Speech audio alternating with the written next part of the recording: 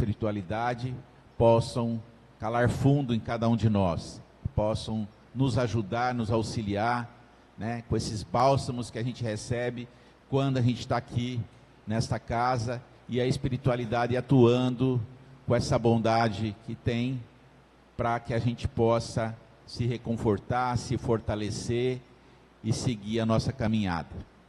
Vamos orar então, elevando o nosso pensamento a Deus, nosso Pai, nosso Criador. Deus de amor e bondade, que nos deu o dom da vida, vida através da qual nós estamos em aprendizado, em busca de evolução, em busca de progresso. Que nós tenhamos forças para superar os nossos erros, os nossos vícios, o nosso orgulho, a nossa vaidade, e que nós possamos ampliar a cada dia, com consciência, as nossas virtudes, as nossas qualidades, aquilo que nos move no caminho do bem e no sentido do progresso. Que nós possamos colocar em prática o amor ao próximo, o amor a todas as pessoas que estão à nossa volta. Que nós possamos também estender os nossos olhos e enxergarmos aqueles que mais precisam, que precisam do auxílio e da nossa ação de caridade. Que possamos então ser mais caridosos, mais generosos, mais bondosos, e que possamos, com consciência, atuar sempre na nossa reforma íntima, porque cada um de nós, fazendo a sua mudança, tendo a sua evolução, reflete no mundo melhor que todos nós desejamos. Que sigamos os ensinamentos de Mestre Jesus, que deixou tudo o que nós precisamos, como luz, como ensinamento, para que a gente alcance o progresso. Que Deus nos abençoe a todos, que assim seja. Hoje nós temos nosso querido Paulo José, trabalhador da Caminho, Verdade e Vida, o centro conhecido como da Dona Hortência, né? E ele vem nos falar dos novos tempos da humanidade. Um tema muito interessante para a nossa reflexão. Seja bem-vindo, querido. Obrigado, Niltinho. Bom dia a todos.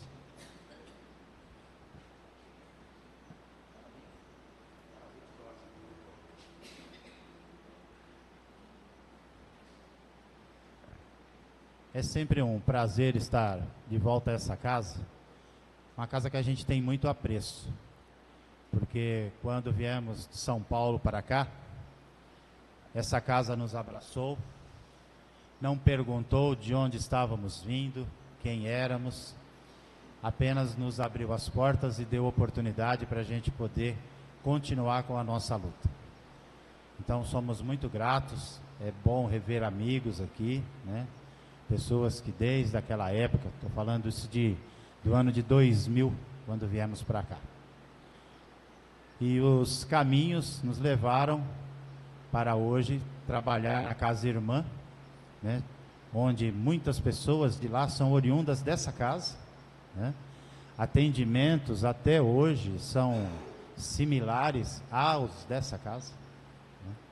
Então a gente tem uma gratidão muito grande por essa casa e por todos os seus trabalhadores. Bom, estamos aqui hoje para falar desse assunto um pouco complicado. Novos tempos da humanidade. Por que a gente fala novos tempos da humanidade? Se a gente não vê tanta mudança. E se a gente vê mudança, normalmente essa mudança é para pior. Porque a gente sempre fala, está muito quente, está muito violento, está isso, está aquilo, a gente só vê a parte ruim.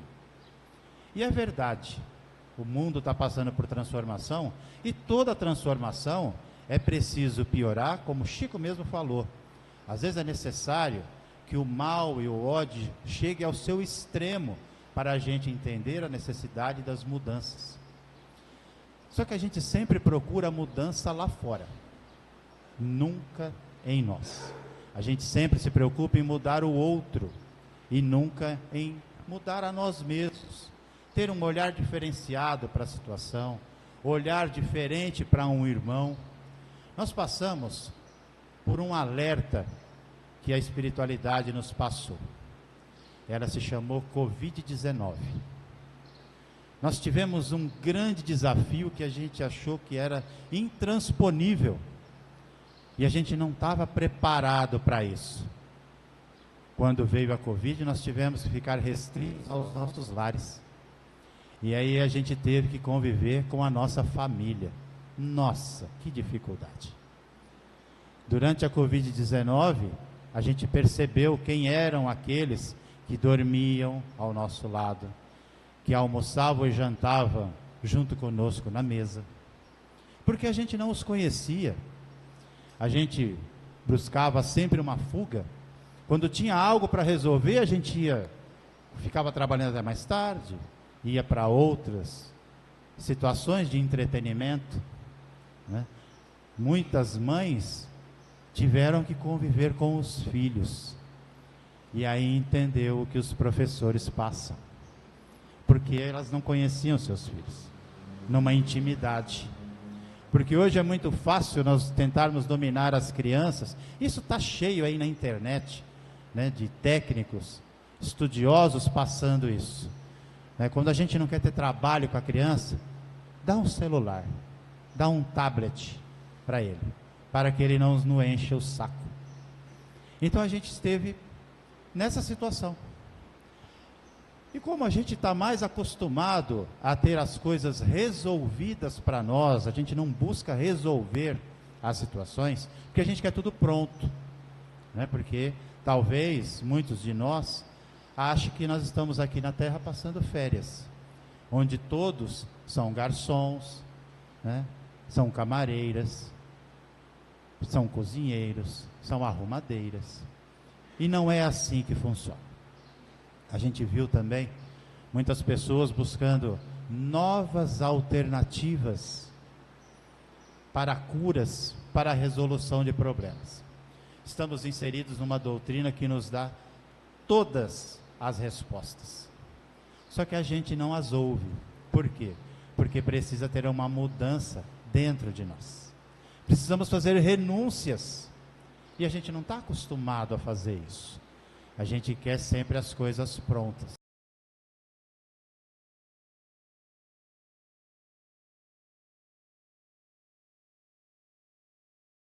Chegam e exigem das entidades que elas resolvam os problemas delas.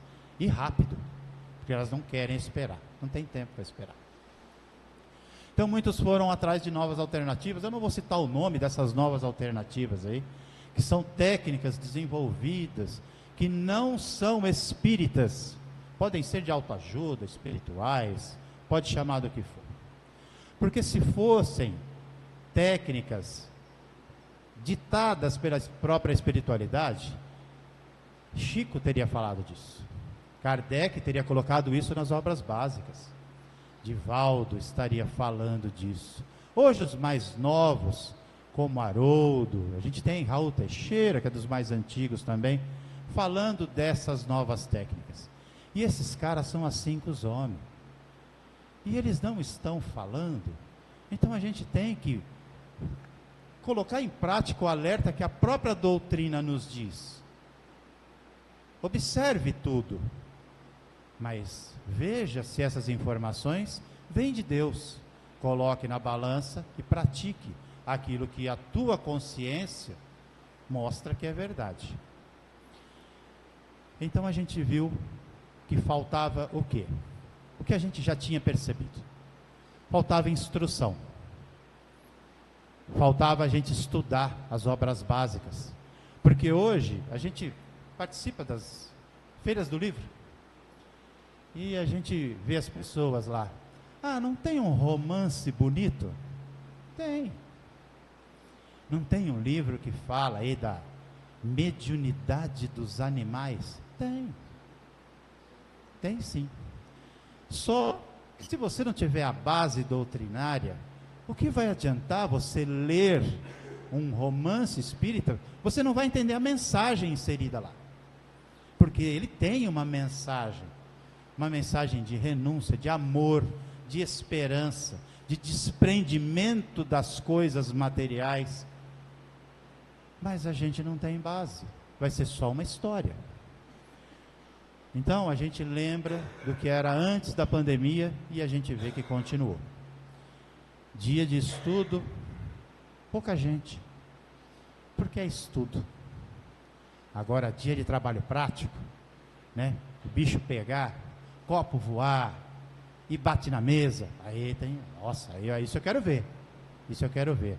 Mesmo que não entenda, mas eu quero ver. Então, a gente percebe que faltou a gente olhar para esse detalhe, para essa instrução que Kardec nos deixou no Evangelho segundo o Espiritismo, capítulo 6, no item 5, que fala o Cristo Consolador. Ele deu um toque para nós. Ele falou assim: espíritas, amai-vos, eis o primeiro mandamento. Simples. Jesus nos disse isso: amai-vos uns aos outros como eu vos amei. Mas ele falou o segundo: instruí-vos. Ele não disse para que a gente praticasse a parte prática das manifestações espíritas antes do estudo. Ele falou para nós: estudem, capacitem-se, e depois sim a gente vai ver como vai ser o andamento das coisas, porque a cada um segundo as suas obras. Quanto mais a gente oferecer condições, mais nos será dado do que. Então, o que é instrução? Que talvez a gente não saiba. Instrução é um termo com origem no latim instructio, que faz referência à ação de instruir, que também significa ensinar, doutrinar, comunicar ou transmitir conhecimentos, dar a conhecer o estado de algo. A gente faz isso toda hora, faz e recebe, mas precisamos filtrar tudo isso, preservar o que é bom, eliminar o que é ruim, não colocar em prática, não revidar. Essa é a grande mudança que nós temos que fazer. Então a instrução, ela nos eleva, ela abre novos horizontes, dá um olhar diferenciado da situação, nos liberta da ignorância, nos faz ter a certeza daquilo que precisamos fazer para nos inserir nessa nova sociedade que a gente quer buscar. Porque todo mundo quer sair daqui sem se preocupar se o carro vai estar no lugar, se o carro não vai estar violado. Mas o que nós estamos fazendo para isso? Para colaborar com tudo isso? A gente, não sei se já falamos aqui, num dia, num grupo de estudo na nossa casa, estávamos comentando que faltava trabalhador na cozinha, né? Ninguém quer trabalhar na cozinha, né, Sidney? Nossa, cortar legume é terrível.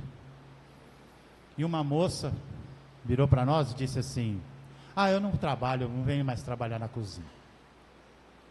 Mas por quê? Ah, porque eu descobri que a gente vem aqui na sexta-feira, corta os legumes, prepara tudo, corta o frango, normalmente é frango, né? No sábado de manhã a gente vem, faz a sopa, coloca nas marmitas, o pessoal vem, a gente ainda faz uma prece com eles lá fora, entrega, aqui ainda o pessoal come aqui, né? Mas entrega para eles e eles trocam a marmita por droga. Então eu vou ter trabalho de vir aqui para ele trocar a marmita por droga? Refletimos um pouco com essa informação e dissemos para ela: será que a gente não faz a mesma coisa? Como assim? Olha só, vamos pensar hoje, aqui, domingo, desde a madrugada, os espíritos estavam aqui, como estão agora, limpando o salão, colocando energias benéficas, curadoras, esclarecedoras, para quando a gente chegar, eles pegarem, fazerem uma prece com a gente, como o Niltinho fez, entregar a nossa marmita para a gente levar e nos abastecer dessa energia durante toda a semana, né? Aquela marmita que tem compreensão, paz, amor, paciência. A gente chega lá fora, talvez a gente não perceba, mas tem uma mesa com a marmita com o nome de cada um de nós.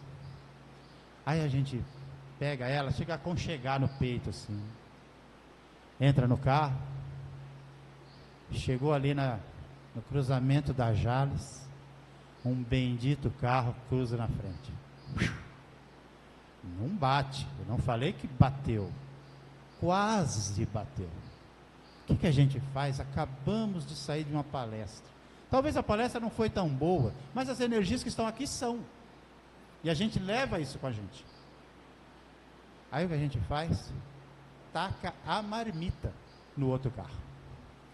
Tomara que sim. Tomara que bata no poste.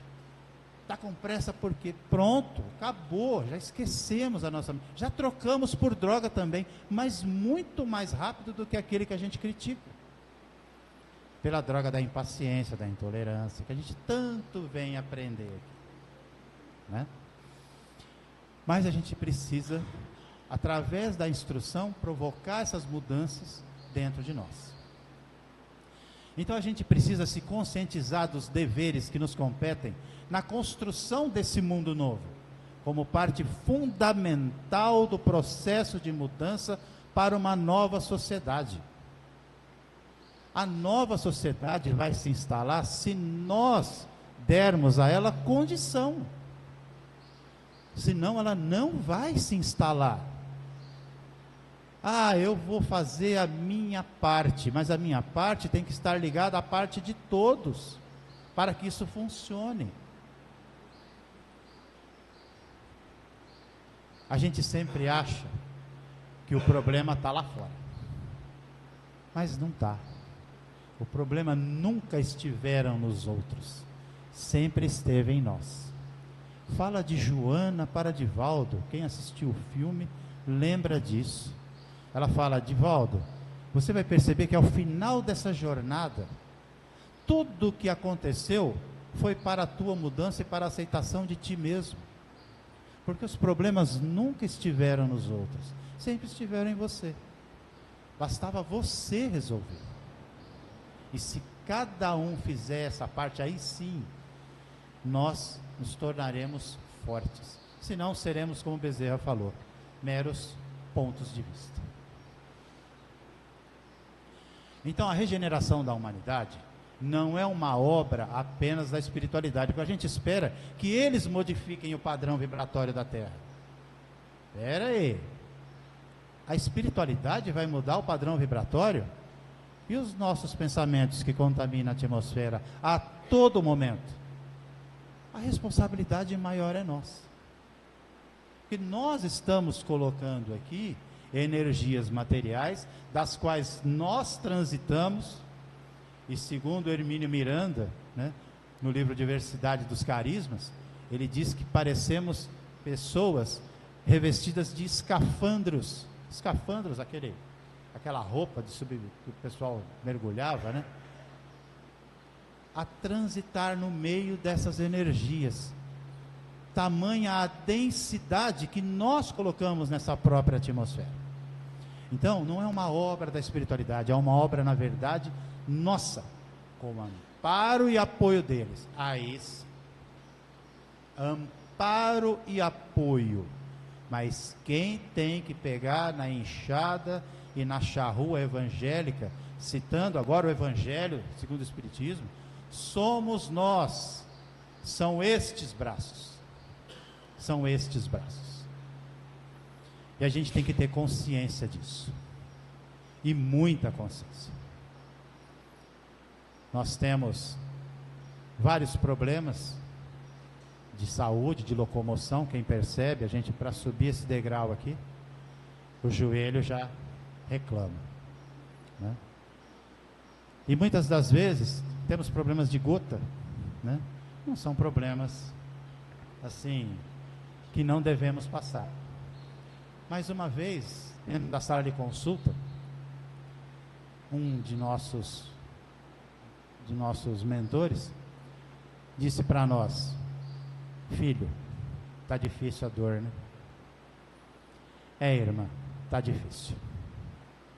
Só que a gente não pode reclamar, porque um dia estes mesmos braços e estas mesmas pernas, elas doíam, elas sentiam cãibras, mas nós continuávamos usando esses braços e essas pernas para agredir, para matar, para destruir, e não reclamávamos das dores. Então hoje, que a gente pode usar isso para um outro propósito, nós não podemos também reclamar das dores. O trabalhador espírita, em muitas ocasiões, ele não pode ter tempo para sangrar. A gente acha bonito assistir o filme do Bezerra, o filho dele passando mal com febre, e febre naquela época era terrível, não tinha os remédios, os recursos que tem hoje. E chega uma pessoa, bate a porta, não era o WhatsApp, batia a porta, chovia. Meu filho está com uma febre altíssima. Ele olha para a esposa ainda olha. Aí ele fala, eu vou até lá. Aí a esposa fala assim, mas e teu filho? Ele já está medicado, o outro não está. E vai até lá, a gente acha bonito. A gente faz isso? A gente sai de casa realmente com o propósito de, nesse domingo, nos dedicar quantas horas forem para as dores alheias. A gente não faz isso. Mas quando nós somos aqueles que estão sentindo as dores, nós queremos os trabalhadores aqui. Faça chuva ou faça sol. Porque espírita a gente costuma falar que é de açúcar, né? Choveu, ele não pode vir. Então, a instrução, ela tem que vir através de um bom livro. Se for um livro espírita, então, poxa vida, que ótimo. Porque ele nos dá valores imperecíveis. Eles não morrem, se a gente assimilar dentro de nós, é claro. Se a gente só passar o olho, né? Lembra de novo da história do Divaldo. Joana, já li o livro dos Espíritos, leia de novo. Joana, já li o livro dos Espíritos, leia de novo, Divaldo. 5 vezes. Joana, já li 5 vezes o livro dos Espíritos, agora estude. Porque a cada vez que nós passarmos o nosso olhar naquelas linhas, nas linhas dos livros de André Luiz, nós vamos estar num momento diferente da nossa evolução. Vamos perceber coisas que a gente não tinha percebido antes, porque estamos em outro momento. Então é sempre uma coisa nova. É sempre uma coisa nova. E isso é imperecível. E vai fazer de forma o quê? A vencer os outros lá fora? Não, a nós mesmos. Porque nós temos que vencer o que está aqui, que nem a gente mesmo conhece. Quer saber quem somos nós? Briga com a tua esposa, discute, aí vai lá no espelho e olha no espelho. Aquela fera que você vê no espelho é você, é aquilo. Nós vestimos uma máscara, né? A gente vem aqui no centro espírita, nossa, que cara bacana, hein? Poxa, educado. Vai morar com ele, vai dormir do lado dele, vai tentar fazer as contas do mês com ele, vai trabalhar 8 horas por dia do lado dele. Então aqui, ser espírita é muito fácil. Vem aqui, dá risadinha para todo mundo. Nossa, que cara bacana, né? Que cara fantástico. Falando de bom livro espírita, a gente traz aqui uma mensagem que é um capítulo desse livro. O livro se chama O Espírito da Verdade, é ditada por espíritos diversos, e essa mensagem, esse capítulo foi ditado por Hilário Silva, que colaborou na construção dessa obra fantástica. O capítulo 52 chama Há um Século. Ele conta a história de uma pessoa, né? Esse livro foi editado em 1961, mas ele estava sendo preparado em 1960. E por que chama um século? Porque a história se passou em 1860, 3 anos após a publicação do Livro dos Espíritos. Então, eu vou pedir licença para vocês para ler, né? Porque não gostaria de perder nenhum detalhe. Então eu vou ler para vocês. É bem curtinho, tá? Então começa assim. Allan Kardec, o codificador da doutrina espírita, naquela triste manhã de abril de 1860.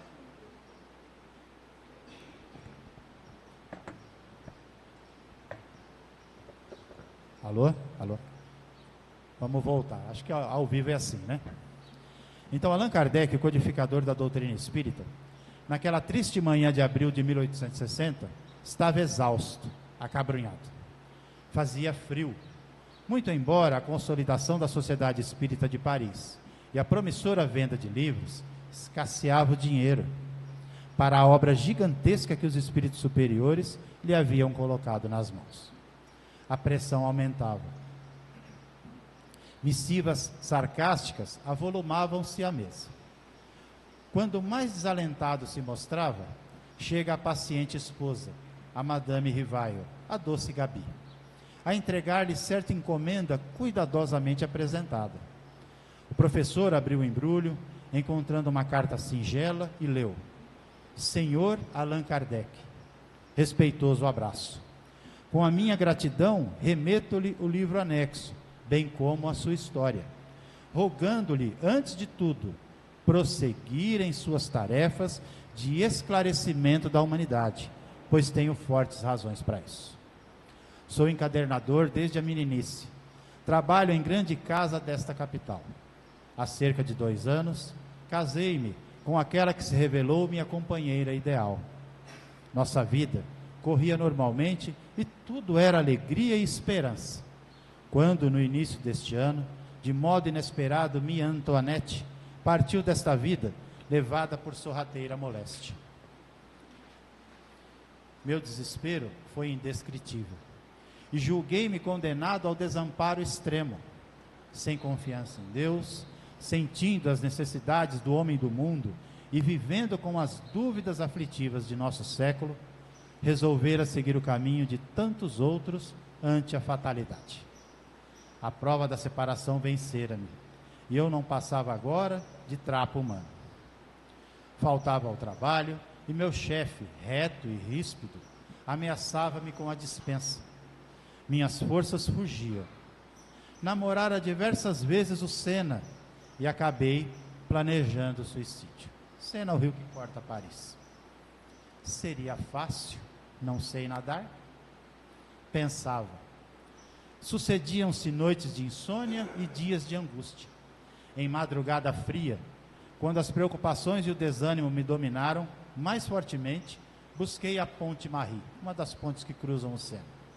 Olhei em torno, contemplando a corrente, e ao fixar a mão direita para atirar-me, toquei em um objeto algo molhado que se deslocou da amurada, caindo-me aos pés. Surpreendido, distingui um livro que o orvalho umedecera. Tomei o volume nas mãos e, procurando a luz mortiça de poste vizinho, pude ler logo no frontispício, entre irritado e curioso: esta obra salvou minha vida. Leia-a com atenção e tenha bom proveito. Assinado A. Lohan. Estupefato, li a obra O Livro dos Espíritos, ao qual acrescentei breve mensagem, volume esse que passo às suas mãos abnegadas, autorizando o distinto amigo a fazer dele o que lhe aprouver. Ainda constava da mensagem agradecimentos finais, assinatura, data, endereço do remetente. O codificador desempacotou então um exemplar de O Livro dos Espíritos, ricamente encadernado, em cuja capa viu as iniciais do seu pseudônimo e na página do frontispício, levemente manchada, leu com emoção não somente a observação a que o missivista se referira, mas também outra em letra firme: salvou-me também. Deus abençoe as almas que cooperaram em sua publicação. Joseph Terrier. Após a leitura da carta providencial, o professor Rivaio experimentou uma nova luz a banhá-lo por dentro. Conchegando o livro ao peito, raciocinava não mais em termos de desânimo ou sofrimento, mas sim na pauta de radiosa esperança. Era preciso continuar, desculpar as injúrias, abraçar o sacrifício e desconhecer as pedradas. Diante de seu espírito, turbilhonava o mundo necessitado de renovação e consolo. Allan Kardec levantou-se da velha poltrona, abriu a janela à sua frente, contemplando a via pública, onde passavam operários e mulheres do povo, crianças e velhinhos. O notável obreiro da grande revelação respirou a longos altos e, antes de retomar a caneta para o serviço costumeiro, levou o lenço aos olhos e limpou uma lágrima. Essa é a transformação que um bom livro espírita é capaz de fazer na vida das pessoas.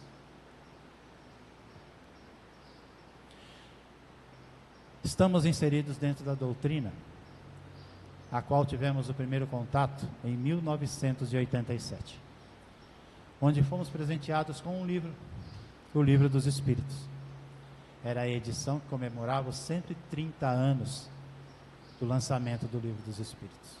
Hoje estamos aí a 166 para completar 167 anos do lançamento do Livro dos Espíritos. O livro, ele é eterno. A pessoa que nos presenteou já está no plano espiritual, a Covid a levou. Mas a cada vez que pegamos o livro, lembramos daquela pessoa, porque a intenção fica. Às vezes a gente não sabe como presentear alguém, né? Nossa, aquela pessoa já tem tudo, como que eu vou dar uma camiseta? Se eu der perfume, estou falando que ele é mal cheiroso. Dê um bom livro, um livro que talvez vai mudar a vida daquela pessoa. E é tão bom ser lembrado através de um livro. Essa casa teve, há algumas semanas, um encontro com o Bacelli, né? Eu trabalho com uma pessoa que é trabalhador dessa casa, com o Zé Arthur. E o Arthur comprou um livro e nos presenteou lá na empresa. Olha, Paulo, lembrei de você. Está aqui esse livro.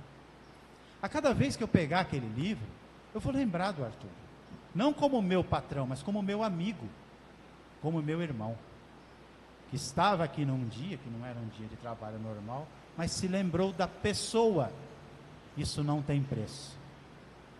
Isso não tem preço. Como fala o propaganda, isso é Mastercard. Vamos fazer isso. Não vamos nas nossas viagens lembrar de trazer 1 litro de cachaça, uma cerveja especial. Vamos trazer algo que acrescente na vida das pessoas. Já terminando, nesse livro Pensamento e Vida, livro com pedigree, Emmanuel, né? Psicografia do Chico, no seu capítulo 4, que chama exatamente Instrução. Ele é um capítulo grande, mas ele nos fala assim, em 2 pedaços, que o livro representa um vigoroso ímã de força atrativa, plasmando as emoções e concepções de que nascem os grandes movimentos da humanidade, em todos os setores da religião e da ciência, da opinião e da técnica, do pensamento e do trabalho. Por esse dínamo de energia criadora, encontramos os mais adiantados serviços de telementação, porquanto a imensas distâncias no espaço e no tempo, incorporamos as ideias dos espíritos superiores que passaram por nós há séculos. Maior deles, Jesus Cristo. Ideias, Sermão do Monte, que poesia linda.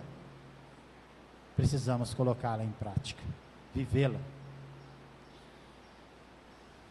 E terminando, a gente traz aqui uma frase de Padre Antônio Vieira, que foi filósofo, escritor e orador português da Companhia de Jesus, um jesuíta, no seu tempo, considerado um dos maiores intérpretes da língua portuguesa.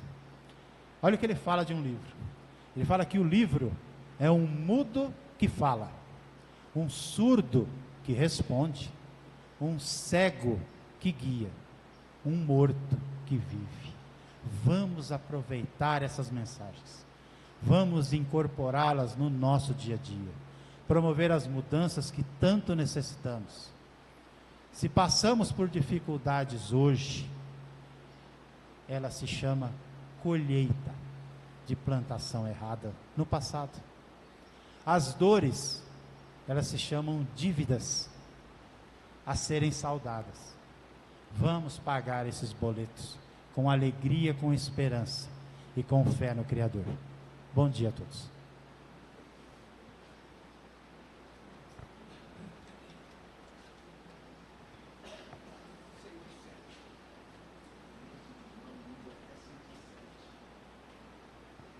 Cento e cinco. Chegou tarde, mas veio, né?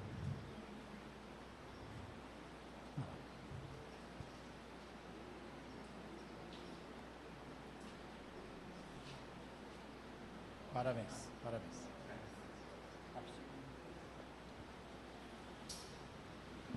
Bom, convidamos a todos nesse instante